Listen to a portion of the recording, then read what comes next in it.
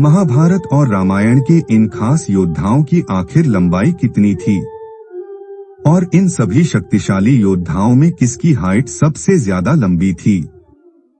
Video में आगे बढ़ने से पहले हमारे चैनल को सब्सक्राइब अवश्य करें और बेल आइकन जरूर दबाएं ताकि ऐसी ही खास जरूरी जानकारी आपको हमेशा प्राप्त होती रहे। और साथ ही कमेंट बॉक्स में श्री हरि विष्णु अवश्य लिखिएगा। वर्टिकल बार हमारे प्राचीन शास्त्रों में 4 युगों का वर्णन मिलता है, सतयुग, त्रेतायुग, द्वापर युग और कलयुग। ऐसा माना जाता है कि सतयुग 16,28,000 वर्षों तक का था, जिसमें से एक सामान्य व्यक्ति 1 लाख साल तक जी सकता था और अपनी इच्छा के अनुसार मर भी सकता था। वहीं त्रेतायुग 12,56,000 वर्षों का था, जहां लोगों की उम्र 10,000 वर्षों तक की होती थी। वहीं द्वापर युग 8 लाख वर्षों का था, जहां पर लोग 1000 साल तक ही जिया करती थी। इस प्रकार शास्त्रों के अनुसार हम जिस युग में जी रहे हैं, यानी कलयुग की अवधि 4,32,000 वर्ष की है और इस युग में लोगों का 100 साल भी जी पाना मुश्किल होता है। हम सब कलयुग में जी रहे हैं और हम यह बात जानते हैं कि आजकल औसतन 6 फीट से ऊपर जो भी होता है उसे लंबा मान लिया जाता है।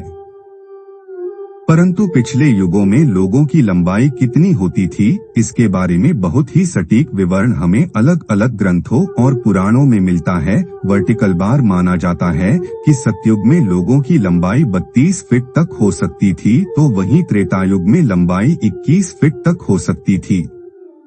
द्वापर युग में 11 फीट तक लंबे हो सकते थे इंसान और वही कलयुग में एक औसतन इंसान की लंबाई 5 फीट तक तो मानी जाती है। जैसे जैसे युग बीतते रहते हैं, लोगों की लंबाई और उम्र कम होती रहती है।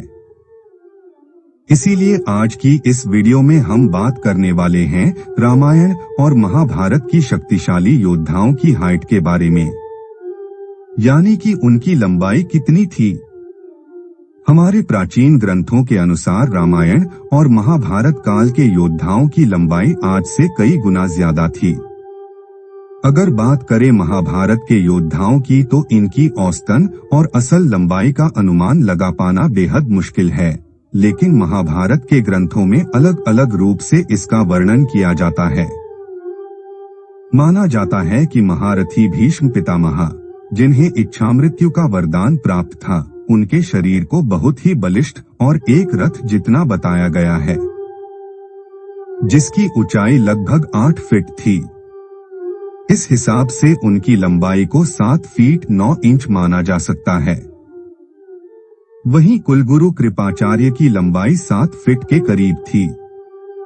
गुरु द्रोणाचार्य के शरीर और ज्ञान के बल को कृपाचार्य जितना ही बताया गया है, जिसे अनुमान से उनकी भी लंबाई 7 फीट रही होगी और उनके शिष्य और श्रेष्ठ धनुर्धारी अर्जुन 7 फीट 2 इंच के थे।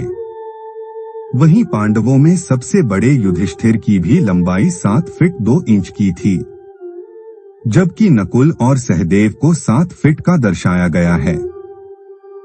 ये बात तो हम सब जानते हैं कि भीम में 10,000 हाथियों का बल था, परंतु क्या आप जानते हैं कि महाबली भीम की लंबाई कितनी थी?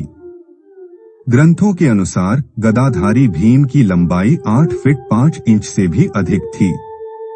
कहते हैं भीम के गधे का वजन 10 हाथियों के बराबर था और उनका बल इतना विशाल था कि रथ भी उनके सामने छोटा प्रतीत होता था। वहीं महाभारत के मुख्य खलनायक दुर्योधन की लंबाई वो भी 8 फीट 5 इंच के थे। वहीं सूर्यपुत्र कर्ण को वेदव्यास ने महाभारत में एक युवा योद्धा के तौर पर प्रस्तुत किया है, जो बेहद ही ताकतवर और शरीर से भगवान श्री कृष्ण जैसे ही बलवान थे।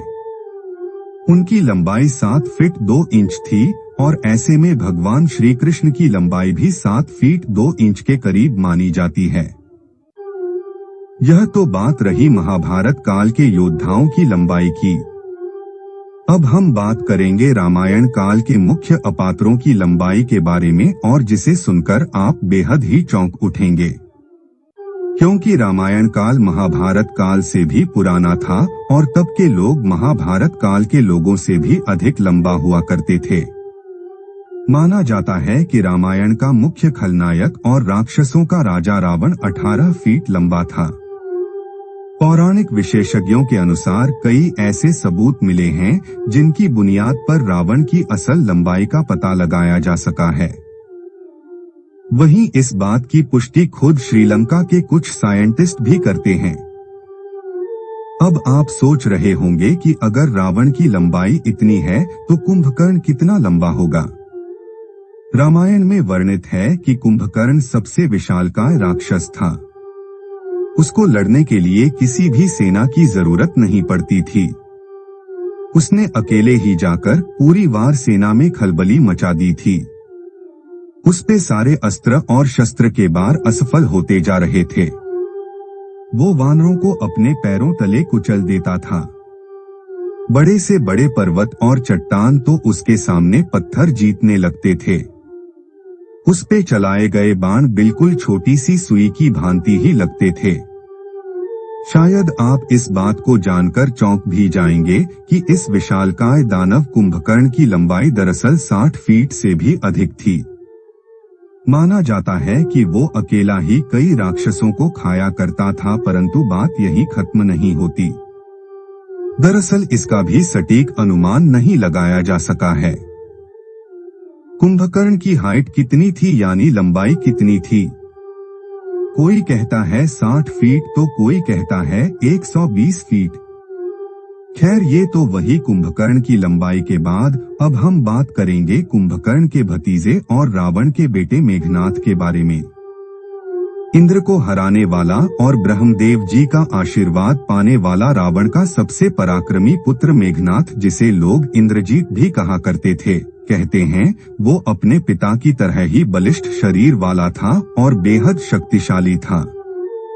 उसकी कुल लंबाई 12 फीट थी। वहीं अगर हम प्रभु श्री राम की बात करें तो रामचरितमानस में वर्णित है कि भगवान श्री राम की लंबाई 10 फुट बताई गई है। वर्टिकल बार अगर हनुमान जी की बात की जाए तो उनकी हाइट का अनुमान लगाना बेहद मुश्किल है। वर्टिकल बार वे अपने शरीर को जब चाहे विशालकाय कर लेते थे, जब चाहे छोटा। वर्टिकल बार वही अगर बाली की बात की जाए तो बाली रावण जितना ही विशाल था, यानी उसकी हाइट भी, उसकी लंबाई भी 18 फीट थी। वहीं सुग्रीव 15 फीट के थे। कहा जाता है कि बाली के पुत्र अंगद भी 12 फीट लंबे थे। अब हम बात करते हैं महाभारत और रामायण में दोनों में भूमिका निभा चुके भगवान परशुराम जी की। माना जाता है कि वीर ब्राह्मण भगवान परशुराम जी की लंबाई 12 फीट से अधिक थी। तो ये थी दोस्तों रामायण और महाभारत के खास बलिष्ठों की लंबाई।